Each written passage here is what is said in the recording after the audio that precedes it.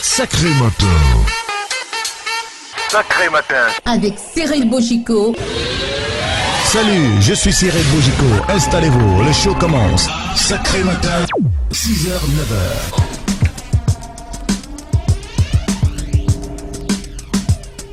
Nous sommes le 2 juillet 2013. Lady Ponce est notre invitée, nous est présentée par Tina Songuer.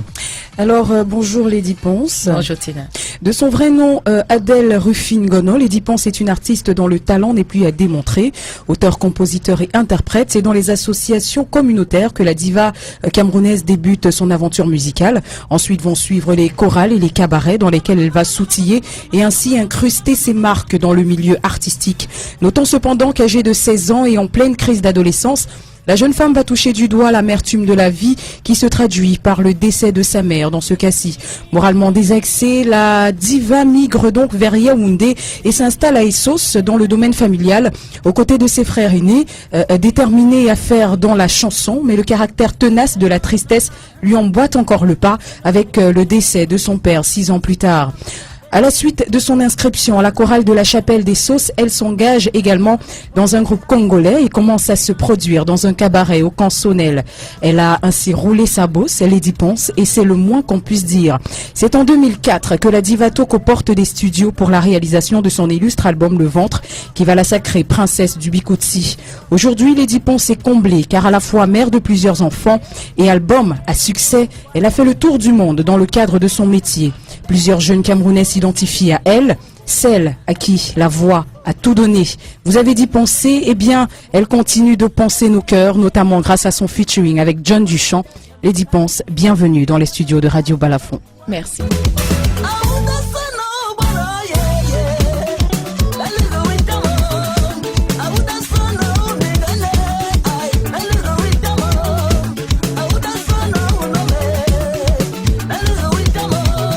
Il est 8h passé de 28 minutes sur l'ensemble du territoire de la République. Lady Ponce est notre invitée ce matin. Lady Ponce, une fois encore bienvenue. Est-ce qu'on peut l'applaudir s'il vous plaît? Merci. Merci.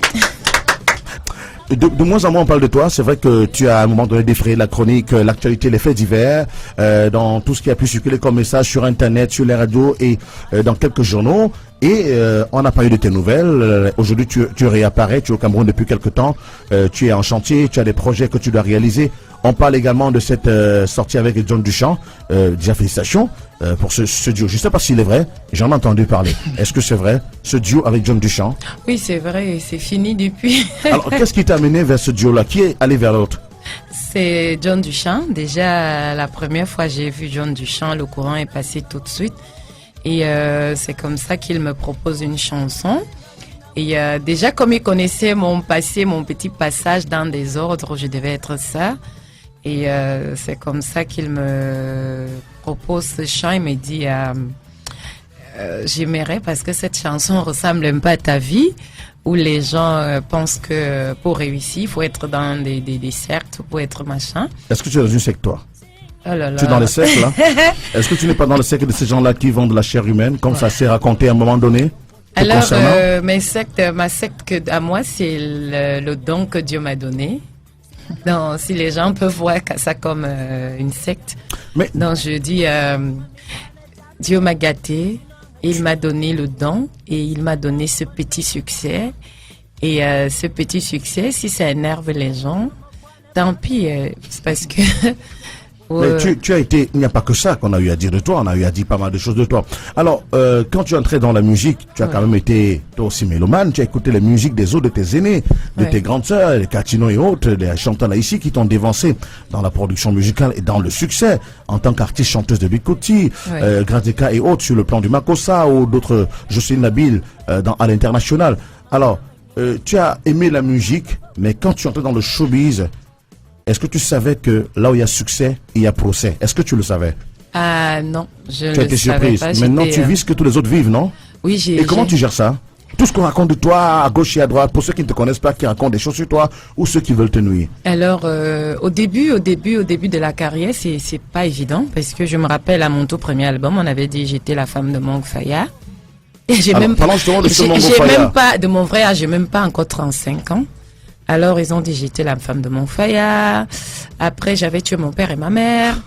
Après, j'étais morte. Dernièrement, j'étais morte. Je suis morte à Paris. Maintenant, je trafique et tout. Au début, ça fait très mal. Au début, la famille n'arrive pas à supporter. Et au fur et à mesure, on s'habitue. Surtout que, vous savez, on vit aujourd'hui dans notre pays. J'adore mon pays où je vis, où je passe la plupart de mon temps, sauf quand je m'en vais travailler. Les valeurs ont foutu le camp. L'éducation de base n'existe plus. Les gens n'ont plus la fierté. Je me dis aujourd'hui, la fierté a foutu le camp. Est-ce que c'est la raison pour laquelle tu t'es refermé sur toi? Parce que bien des gens t'accusent de ne plus être très ouverte. Tu fuis les gens, tu manges seul. Ton succès, tu le savoures seul, tu voyages seul, tu dors seul, tu vas mourir seul, ce qui est normal. Mais alors, est-ce que c'est la raison pour laquelle est-ce que c'est pour ça que tu t'es refermé un peu? Cyril, tu parce me que connais moi, dans même pour mes te voir, débuts. ça devient très difficile. Maintenant, tu m'appelles, tu envoies des gens m'appeler. C'est moi qui t'appelle souvent. Oui, tu ne mais- m'as jamais appelé, Mais parce- Cyril. Attention, on va pas refaire l'émission de Yaoundé. Ok. Alors, je vais tout simplement te dire, c'est moi qui t'appelle tout le temps, mais toi, tu ne l'as jamais fait. Je t'accuse, il faut que tu te défendes. Hein. Ah, Les auditeurs, c'est des questions qu'ils t'auraient Cyril. posées. Ok, c'est bon. Moi, je dis tout simplement, Cyril, tu m'as connu, je n'ai jamais été une fille des bars. Même quand je chantais dans des cabarets, déjà avant de commencer à jouer dans des cabarets, mon père était venu voir Jah Moses parce que mon papa ne voulait pas que je chante dans des cabarets. Il lui dit, quand ma fille finit de chanter, elle doit rentrer à la maison. Je n'ai jamais traîné dans des bars. Je suis contre ces gens qui pensent que, parce que vous allez voir les gens, on a beaucoup de connaissances et peu d'amis. Je viens d'abord dans un monde où j'avais pas beaucoup d'amis. Vous allez voir les gens qui vont vous appeler à 2 heures du matin, qui vont vous appeler à minuit, Ah bon? qui vont vous dire je suis en train de boire un verre. Non. Moi, je veux quelqu'un qui va m'appeler dans la journée, quelqu'un avec qui j'ai des affinités. Tu vas m'appeler Cyril, tu vas me dire Lady, est-ce qu'on peut se faire un restaurant? Ah oui, c'est très, très C'est ce qui va respectueux. se passer tout à l'heure. Donc, on va se faire D'accord. du restaurant. toi Ça et ne moi. se refuse pas. Donc, quand vous allez voir tous ces gens qui vont vous dire, Lady, bon, je l'ai appelé, c'est les gens déjà à la base, je ne les connais pas. Je suis restée avec les mêmes amis. Tu m'as connu avec Amma Pierrot, je suis toujours avec Papa Mapiro. Et je vais vous dire, il y a des gens qui viennent vers vous quand vous êtes déjà arrivé à un niveau où vous tirez plus bas et pour vous faire du mal. Moi, ce genre de personnes, pour moi, c'est des connaissances. Et comme je m'attache difficilement aux gens, j'ai mes mêmes amis qui sont Cyril Bodico, on s'appelle, c'est moi qui t'appelle. Moi aussi, je t'appelle. Amapiro est toujours là. Chop Chop est toujours là. Serge Tambay est toujours là. Billy Shaw est toujours là. Les gens qui ont commencé avec moi, je suis toujours avec ces gens-là. Lady Ponce, écoute très bien ce que je vais dire et tu me diras si c'est vrai pour toi. D'accord. Il y a des gens avec qui l'on passe une grande partie de sa vie et qui ne vous apportent rien, qui ne vous éclairent pas, ils ne vous nourrissent pas, ils ne vous inspirent pas, ne vous donnent pas d'élan, ne vous donnent pas d'envergure. Encore heureuse si ils ne vous détruisent pas à petit feu et ne suspendent pas votre vie à un croc de viande et ne se suspendant pas eux-mêmes à vos basques et en vous suçant le sang et toute votre énergie. Et puis, il y a ceux que l'on croise par hasard, que l'on ne connaît même pas ou que l'on connaît à peine, qui vous disent un seul mot, une phrase, vous accordent 1 minute, une demi-heure et changent le cours de votre vie. Toute votre vie est changée. Vous n'attendiez rien de ces personnes, vous les connaissiez à peine, vous vous êtes rendu légère au rendez-vous et pourtant, quand vous les avez quittés, ces gens étonnants, vous découvrez qu'ils ont ouvert une grande porte dans votre vie, ils ont déclenché un parachute, ils ont initié ce merveilleux mouvement qu'est le désir, mouvement qui va vous emporter bien au-delà de vous-même et vous étonner et qui vous ouvrira les portes du succès et du bonheur de la vie. Alors, tu te reconnais dans cette histoire?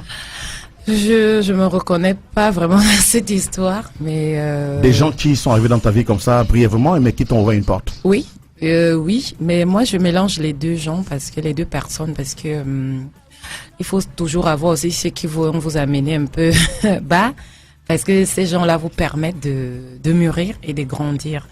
Et ceux qui vous ouvrent les portes, c'est des anges parce que l'ange ne vient pas vivre éternellement avec vous. C'est juste l'ange, quand l'ange apparaît dans votre vie, il vous illumine, il vous ouvre une porte. Et c'est comme ça le devoir d'un ange.